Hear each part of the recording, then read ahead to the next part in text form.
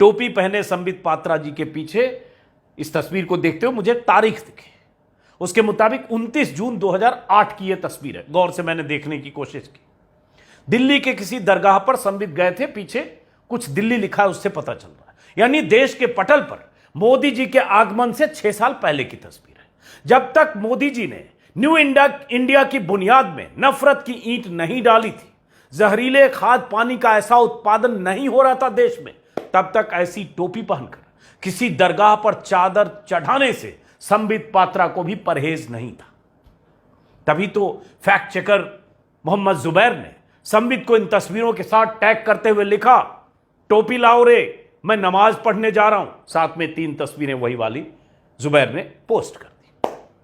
चादर पर, माफ करें, दरगाह पर चादर चढ़ाते हुए संबित पात्रा दिख रहे हैं। वही संबित पात्रा मोदी राज में मुसलमानों से नफरत के कारोबार को फलते फूलते देखकर यही सब करके अपनी राजनीति चमका रहे। आज के दौर में बच्ची को भी नफरत के चश्मे से देखकर अब इन्हें मासूम सी बच्ची की तस्वीर में भी तुष्टीकरण दिख रहा। इस बीच यूथ कांग्रेस के प्रेसिडेंट श्रीनिवास ने कपड़ों से पहचाने जाने वाले लोगों के साथ मोदी जी की 4 तस्वीरें भी पोस्ट कर दी। दिखावटी आत्मीयता ही सही, लेकिन तस्वीरें तो हैं। बुर्के वाली महिलाओं के साथ भी मोदी जी, देखिए, एक बच्चे के साथ भी मोदी जी हैं, एक टोपी वाले के साथ भी मोदी जी तस्वीरों में दिख रहे हैं। बल्कि वो टोपी वाला मोदी जी के कान में कुछ कह रहा है, कुछ कानाफूसी जैसा लग रहा है। अब मुझे ठीक से याद नहीं, लेकिन तस्वीर को देखकर ऐसा लगा कि शायद बंगाल चुनाव के प्रचार के दौरान की तस्वीर है, मोदी जी की किसी रैली के वक्त की, ऐसा मुझे याद आ रहा है। हो सकता है उसके आगे पीछे की। ये तस्वीरें उसी दौरान सोशल मीडिया पर आई थी। लोग खोजने लगे कि ये आदमी कौन है। उस दौर में भी मोदी इस देश में भले ऐसे कपड़े वालों से या ऐसे कपड़े वाले लोगों से इतनी मोहब्बत से गले न लगते हों कुछ मौके को छोड़कर, लेकिन बाहें खोलकर लिपटते भले ना दिखते हों, लेकिन मिडिल ईस्ट के देशों में जब जाते हैं तो वहां के प्रिंस, खलीफा, सुल्तान या शेख के साथ ऐसे ही गलबहियां करते हैं।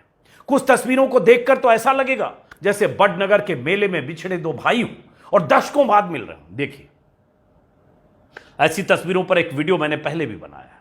अरब देशों के शेख और प्रिंस जब भारत आते हैं तब भी मोदी जी उनके स्वागत के लिए दौड़े दौड़े प्रोटोकॉल तोड़कर एयरपोर्ट तक चले जाते हैं। तब तो ऐसे कपड़े वाले लोगों को पहचान कर भी लिपटने में मोदी जी को दिक्कत नहीं है, नहीं संबित पात्रा को। यही सवाल कल शाम से एक बार फिर संबित पात्रा से पूछा जा रहा है। अब बीजेपी समर्थक आर क्या ले रहे हैं? आर ले रहे हैं हिजाब पर सुप्रीम कोर्ट में हुई बहसों का, ईरान में जबरन हिजाब थोपे जाने के खिलाफ मुस्लिम महिलाओं के विरोध का, कर्नाटक में स्कूलों में जो हिजाब पर पाबंदी लगी या उसको लेकर जो बवाल है, हंगामा है उसका, जबकि यहां ऐसा कोई मामला ही नहीं है। एक छोटी सी बच्ची है, वो अपने परिवार की मौजूदगी में राहुल के साथ कुछ कदम पैदल चल रही है। वो किस तरह से और क्या पहनकर घर से बाहर निकलेगी, ये तय करने वाले आप कौन होते हैं? वो बच्ची न हिजाब पहनकर राहुल गांधी के साथ स्कूल जा रही है, न राहुल गांधी हिजाब पहनाकर उसके किसी स्कूल के गेट तक उसे छोड़ने जा रहे हैं, न किसी स्कूल में हिजाब पर पाबंदी को तोड़ने वो बच्ची निकली है, न ही उस बच्ची को हिजाब पर हंगामे और सियासत से कोई लेना देना है। जैसे वो घर वालों के साथ बाहर जाती होगी, वो ऐसे ही राहुल गांधी के साथ इस तस्वीर में दिख रही है। जब वो बड़ी होगी तय करेगी कि उसे क्या पहनना है, हिजाब पहनना है या नहीं पहनना है। लाखों मुस्लिम लड़कियां इसी देश में हैं जो हिजाब नहीं पहनती हैं, हर तरह के मॉडर्न ड्रेस वैसे ही पहनती है जैसे कोई हिंदू लड़की। भारत न तो ईरान है, न यहां ईरान की तरह जबरन हिजाब पहनने को मजबूर करने के लिए वैसी नैतिक पुलिस फोर्स है, और न ही वैसी स्थिति है। फिर बवाल का क्या मतलब है? खामखा हिजाब की आड़ क्यों ली जा रही है? इस तस्वीर को तुष्टीकरण से जोड़कर इस बच्ची की इस तस्वीर को हमले का बहाना क्यों बनाया जा रहा है? लेकिन मुद्दा यह है ही नहीं। मुद्दा तो यह है कि कैसे बीजेपी एक खूबसूरत सी तस्वीर में भी नफरत फैलाने का एंगल खोज लेती है। इसमें कोई शक नहीं कि राहुल की भारत जोड़ो यात्रा पर बीजेपी की पैनी नजर है, होनी भी चाहिए। आईटी सेल की पूरी बटालियन दिन रात इसी खुरपेच में लगी होगी कि कैसे राहुल की इस यात्रा से कुछ मिले, नफरत का कुछ रसायन मिले, कुछ ऐसा मिले जिससे देश में केमिकल रिएक्शन हो, कुछ धुआं उठे, कुछ गुबार उठे, नफरत का कारोबार चले, चाहे किसी तस्वीर को कोई भी एंगल क्यों न देना पड़ जाए। आईटी सेल के साथ साथ बीजेपी के बाकी नेता प्रवक्ता भी अपने नफरती चश्मे से राहुल की यात्रा पर बारीक नजर बनाए हुए हैं, यह तो पता चल गया।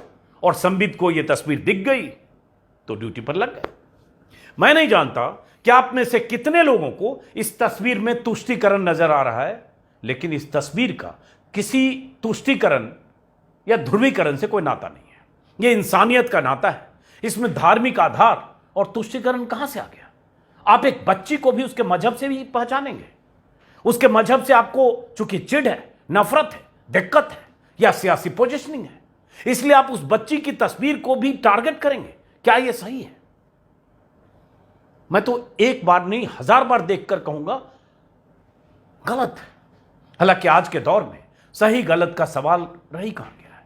वो लाइनें, वो नज़में, वो गाने जो हमने दशकों पहले सुने हैं, जो आज भी कभी कभी गुनगुनाते हैं ऐसे माहौल में, जिसने हमारे भीतर मोहब्बत और भाईचारे की मिठास खोली थी, जिसने हमें सभी धर्मों से मोहब्बत करना सिखाया था, वो सब इस दौर में बेमानी है। चाहे इकबाल की लिखी वो लाइनें हो, 25 साल, 30 साल, 40 साल पहले की भी जिसकी याद है, उसमें मजहब नहीं सिखाता आपस में बैर रखना, मजहब नहीं सिखाता आपस में बैर रखना, हिंदी हैं हम, वतन है हिंदुस्तान हमारा। या फिर दशकों पहले एक फिल्म के लिए साहिर का लिखा वो गाना, बचपन में मैंने सुना था, शायद धूल का फूल का है, तू हिंदू बनेगा ना मुसलमान बनेगा, इंसान की औलाद है इंसान बनेगा, मालिक ने हर इंसान को इंसान बनाया, हमने इसे हिंदू या मुसलमान बनाया। हम तो ये सब सुनकर बड़े हुए थे, लेकिन आज ये सब बेमानी है। आज अगर किसी फिल्म में ऐसे गाने डाल दिए जाएं तो उस फिल्म के खिलाफ भी बॉयकॉट गैंग सक्रिय हो जाएगा। एकता और भाईचारे की बात करना आज के दौर में सबसे बड़ा गुनाह हो गया है।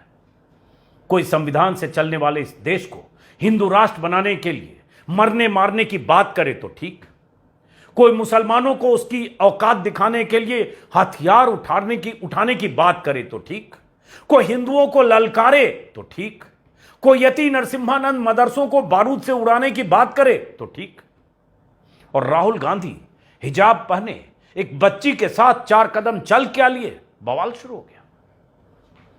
क्या दौर आ गया है? एक धर्म विशेष के प्रति नफरत और हिकारत का ऐसा भाव देश में पैदा कर दिया गया है कि छोटी सी बच्ची को भी कपड़ों से पहचान कर तंज किया जा रहा है। उन्हें राहुल पर हमले के लिए या हमला करने के लिए कुछ न कुछ तो चाहिए। बीजेपी के लोग ठीक है, खोजिए हथियार, सियासी विरोधी हैं, आपका हक है, लेकिन यह क्या कि कभी इस बच्ची की तस्वीर को मुद्दा बनाकर, कभी राहुल के साथ उनकी भांजी की तस्वीर को मुद्दा बनाकर अपनी खुद फजीहत करवाते हैं। आपको याद होगा कि 3-4 दिन पहले साउथ के एक बीजेपी नेता ने राहुल गांधी के साथ प्रियंका गांधी की बेटी जो भांजी लगती है रिश्ते में, उसकी तस्वीर ट्वीट करते हुए बेहूदी बात कही थी। सब लोगों ने बताया कि यह राहुल की भांजी है, बहुत से लोगों ने ट्वीट किया, तब भी वो शख्स अपनी हरकतों से बाज नहीं आया। दबाव में ट्वीट को डिलीट जरूर कर दिया, लेकिन माफी नहीं मांगी, जस्टिफाई करता रहा। ये दौर है। उससे पहले बीजेपी वाले राहुल गांधी की महंगी टी शर्ट और उनके कपड़े को मुद्दा बना चुके हैं। जिनके सबसे बड़े नेता महंगी चीजों के शौकीन हों और इसी तौर पर विख्यात हों, महंगी चीजों पहनने, महंगी चीजों के शौकीन के तौर पर उनकी पार्टी को 40,000 का टी शर्ट बड़ा मुद्दा दिख गया। जिनके शीर्ष पुरुष 10 लाख का कोट पहनकर दुनिया भर में चर्चित हो चुके हों, लाखों के चश्मे, लाखों की घड़ी, दिन रात दिन में 4 बार कपड़े बदलते दिखते हों, उनकी पार्टी के नेताओं को राहुल की टी शर्ट से पेट में दर्द उठ गया।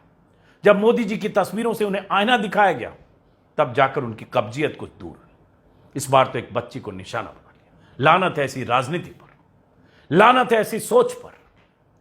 देश की एक बड़ी आबादी को टारगेट करने का कोई मौका जो सोच, जो विचारधारा, जो पार्टी नहीं छोड़ती। जबकि इसी देश की मिट्टी में उनका भी खून मिला है। इसी देश के लिए उन्होंने भी कुर्बानियां दी हैं, सिर कलम करवाए हैं, फांसी के फंदे पर झूले हैं। सही कहा था राहत इंदौरी ने, वो चर्चित लाइनें उनकी। सभी का खून है शामिल यहां की मिट्टी में, सभी का खून है शामिल यहां की मिट्टी में, किसी के बाप का हिंदुस्तान थोड़ी है। ये शब्द और ये राहत का लिखा, यह अपने आप में एक बयान है। इसी देश के संविधान ने सबको बराबर का दर्जा दिया है, समान अधिकार दिया है, लेकिन ये लोग देश में एक बड़ी आबादी को दोयम दर्जे का नागरिक साबित करने में दिन रात जुटे रहते हैं। भीतर इतनी नफरत जो भरी है, वजह यही है। मैं शुरुआत में जिस शेर का जिक्र किया था, बशीर बद्र के उसी शेर से इस वीडियो को खत्म करता हूं, जिससे मैंने इस वीडियो की शुरुआत की थी। एक नागरिक के तौर पर आप सोचिएगा, 7 संदूकों में भरकर दफन कर दो नफरतें, 7 संदूकों में भरकर दफन कर दो ये नफरतें। आज इंसान को मोहब्बत की जरूरत है बहुत। फिलहाल इस वीडियो को खत्म करता हूं।